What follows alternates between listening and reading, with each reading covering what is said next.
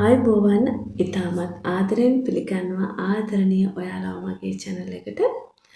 ඉතින් මේ වීඩියෝ එක මම කරන්න හිතුවේ මේ දිනවල බහත්කණ්ඩේ සංගීත විභාග සඳහා පෙනී සිටින ඔයාලා වෙනුවෙන් මේ මාසයේ ඉඳලා අපට බහත්කණ්ඩේ සංගීත විභාග සඳහා ආයුධම්පත් පෙරවීමට අවස්ථාව උදා වෙලා තියෙනවා.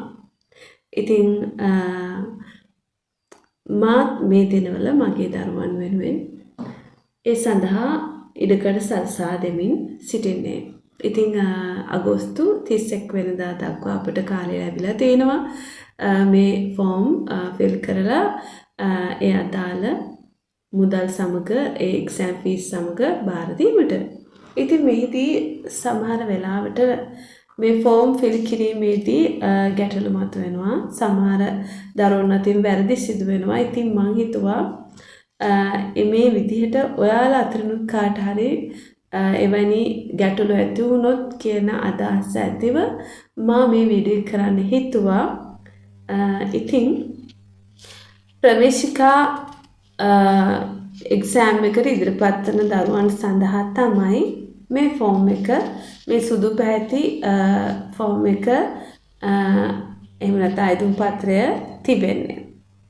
එතකොට ප්‍රථමා මධ්‍යමා විෂාද කරන දරුවන් සඳහා රෝස පැහැයෙන් යුක්ත වූ ආයුධ පත්‍රයක් තමයි ලැබෙන්නේ.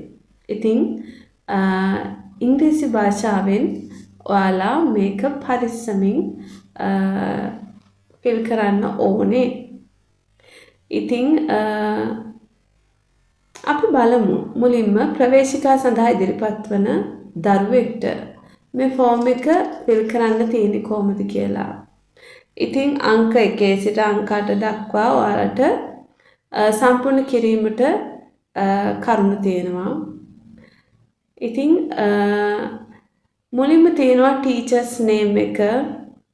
ඉතින් ටීචර්ගේ නම ලියන්න ඕනේ ඔයාලා මෙතන. ඒ කියන්නේ ඔයාලා ඉගෙන ගත්ත ගුරුවරයාගේ නම. ඒ හැරුණාම රෝල් නම්බර් එක ඒක ආයතනයේ ඔයාලට ලැබෙන්නේ. ඒ හැරුණාම number 1 අංක 1 full name capital letters වලින් තමයි මෙතන ඔයාලා ලියන්න ඕනේ. ඔයාලගේ සම්පූර්ණ නම. එතකොට ඒක ඔයාලා කැපිටල් අකුරු වලින් තමයි ලියන්න ඕනේ. එක අකුරක්වත් වරද්දන්න එපා.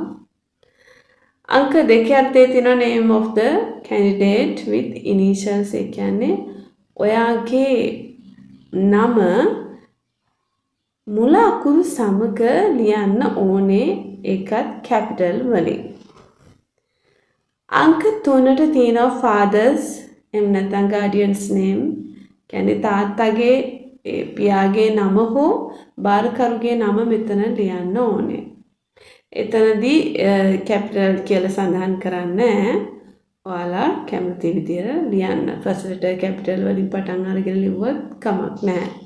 නමක් ලියද්දී සාමාන්‍යයෙන් කැපිටල් ලෙටර් එකකින් පටන් ගන්නෙ නේද? ඊළඟට අංක 4 date of birth. මෙතන ආගේ උපන් වර්ෂය ඊළඟට මාසය සහ දිනය සඳහන් කරන්න ඕනේ. අංක 5 යටතේ present address with phone numbers වර්තමානයේ ඔයාලගේ දුරකථන මේ වර්තමාන ඔයාලගේ ජීවත් වන ලිපිනය නිවසේ ලිපිනය සහ ෆෝන් නම්බර් එකත් එක්ක අවශ්‍ය වෙනවා. 6 වෙනියට ක්ලාස් එක ඉදිරියෙන් ටික් එකක් යොදන්න තියෙන්නේ. ඉතින් ඔයාලා ප්‍රවේශිකා නිසා ප්‍රවේශිකා ඉදිරියෙන් ඔයගොල්ලෝ ටික් එක යොදන්න. ඊළඟට තියෙනවා vocal instrumental dance. ඔයාලා ගායනයෙන්ද එහෙම නැත්නම් වාදනයෙන්ද එහෙම නැත්නම් නර්තනයෙන්ද කියන එක ඔයාලා මෙතන ඉදිරිපත් කරන්න ඕනේ. එතනදී එකක්. එතකොට කියන්න ඕනේ දැන් කවුරු හරි ප්‍රවේශිකා ගායනයේ වාදනයේ දෙකම කරනවා නම් මෙතනදී ඒ දෙකම දාන්න එපා. ඔයාලා ෆෝම් දෙකක් ඒ සඳහා භාවිතා කරන්න වෙනවා.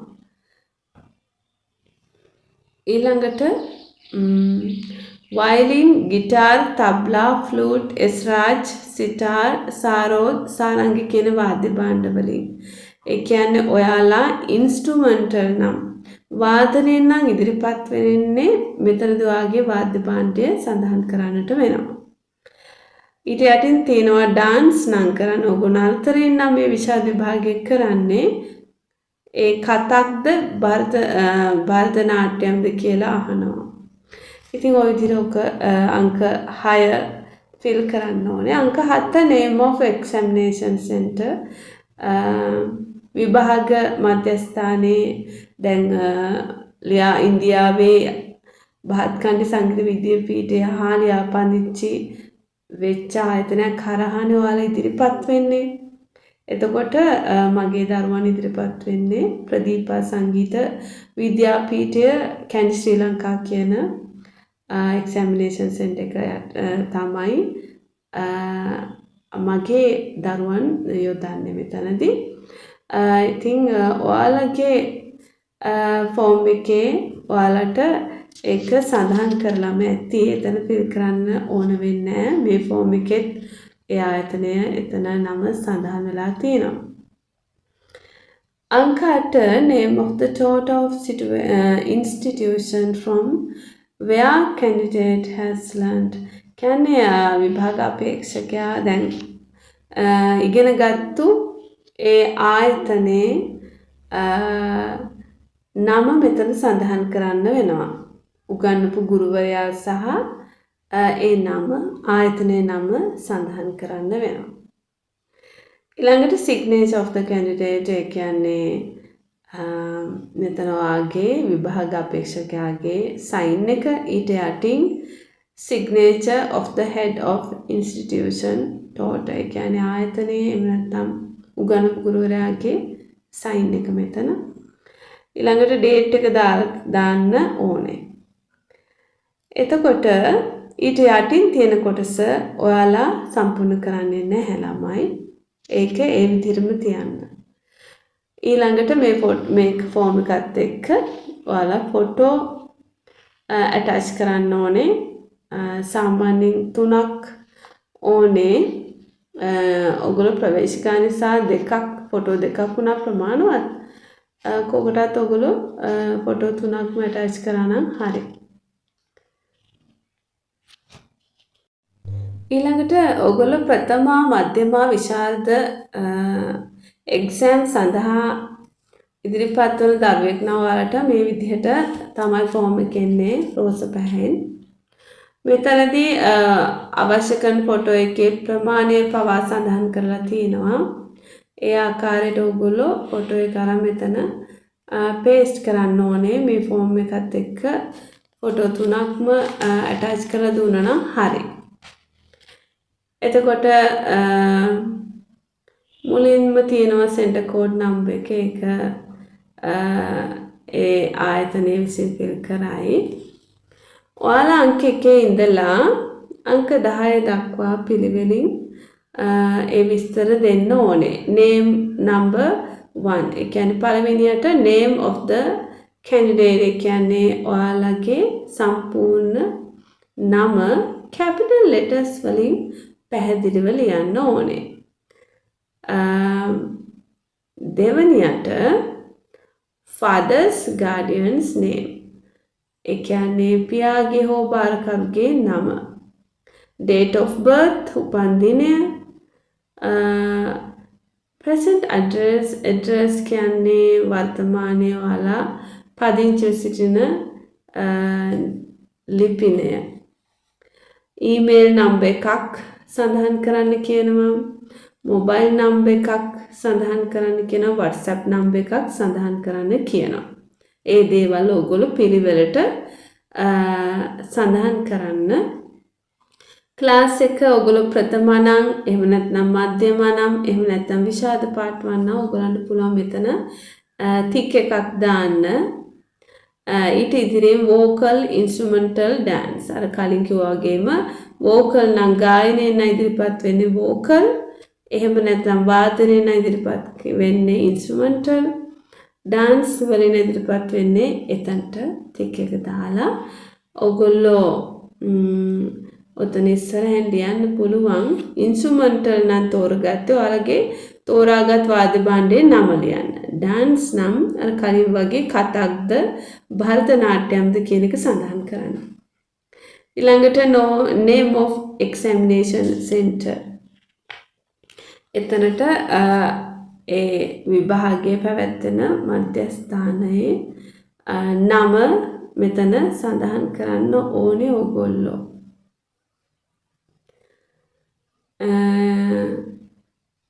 ඊළඟට name of the taught institution from where candidate has learned. එතකොට ඔයාලා ඉගෙන ගත්ත ආයතනයේ නම සඳහන් කරන්න ඕනේ ගුරුවරයාගේ නමත් සමග ඒ ආයතනයේ නම සඳහන් කරන්න ඕනේ. අංක 7 වෙනියට තියෙන්නේ අර එක්සැමිනේෂන් සෙන්ටර් එක. අර මම කලින් ප්‍රවේශිකා වලදී සඳහන් කළා වගේ ඒ අදාළ ආයතනය හරියට සඳහන් කරන්න ඕනේ. එතකොට දැන් ඊළඟට 9 වෙනියට result of last exam. දැන් මෙතනදී ඔයගලන්ට අනිවාර්යයෙන්ම කලින් exam එකේ ඔයාලා ළඟ තියෙන සර්ටිෆිකේට් එක සහ මාර්ක් ෂීට් එක අවශ්‍ය වෙනවා. මාර්ක් ෂීට් එක වැදගත් මෙතනදී. ඒකට අනුව මෙතන ෆිල් කරන්න ඕනේ කලින් එක්සෑම් එකේ ඩීටේල්ස්. දැන් ඔයගොල්ලෝ ප්‍රථම නම් දැන් කරන්න යන්නේ ඒ කියන්නේ ඔයාලට ඕන වෙනවා ප්‍රවේශිකා. name of examination කිව්වහම ඔයාලට පුළුවන් ඔයාලේ ප්‍රවේශිකා roll number එක ඔයාලට මෙතනදී ඕන වෙනවා. ඒක සර්ටිෆිකේට් එකේ තියෙනවා. සර්ටිෆිකේට් එක බලලා සෙන්ටර් කියන්නේ එතන ආයතනයේ නම, ඒ කරපු අවුරුද්ද, year එක, result ඔයාලද result එක මොකද්ද කියලා අහනවා. marks obtain සම්පූර්ණ ලකුණු ගණන, division එක මොකද්ද කියලා අහනවා. ඉතින් ඔයාලට තියෙන දැන් ප්‍රවේශිකා කරපු දරුවෙක් නම් ඔයාලට තියෙන ඩීටේල්ස් අනුව එක ෆිල් කරන්න.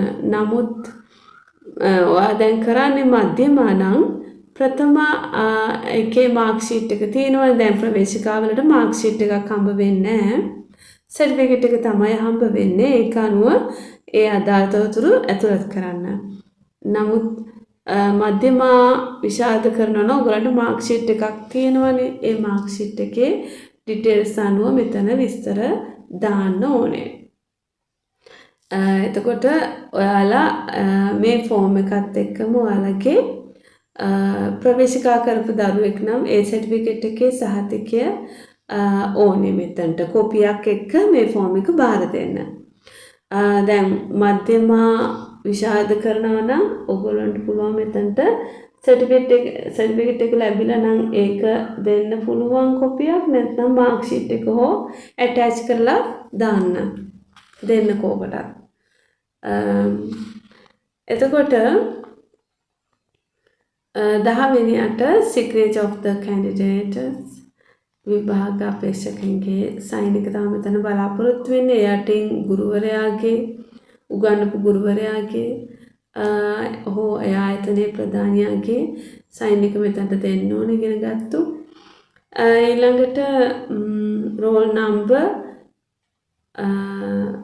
ඒක ඉතින් තියන්න ඒ ආයතනයේ විසින් එක යොදයි ඔයාලට. එහෙම නැත්නම් එයාලකින් දැනගෙන මෙතනට දාන්නත් පුළුවන්. ඊළඟට ඉතින් date එක තමයි මෙතනට යොදන්න ඕනේ. ඊළඟට මෙතනදී signature of center in charge ඒ විභාග මධ්‍යස්ථානයේ කෙනාගේ සයින් එක එතනට යොදන්නේ සහ date එක. ওই විදිහට තමයි ළමයි ෆෝම් එක ෆිල් කරන්න ඕනේ. මතක තියාගන්න මේ ෆෝම් එක ෆිල් කරලා මේකත් එක්ක ෆොටෝ සහ කලින් එක්සෑම් එකේ ලබාගත් මාර්ක් ෂීට් එක හෝ සර්ටිෆිකේට් එකේ කොපියක් ඇටච් කරලා දෙන්න. යට තියෙන කොටස ඔයගොල්ලෝ ෆිල් කරන්නේ නැහැ. ෆොටෝ දෙකක් ප්‍රමාණවත් කියලා කියන නමුත් ෆොටෝ 3ක්ම ඕගොල්ලෝ මේ ලබා දෙන්න ඉතින්. ඉතින් ওই විදිහට තමයි ළමයි ෆෝම් එක ෆිල් කරන්නේ.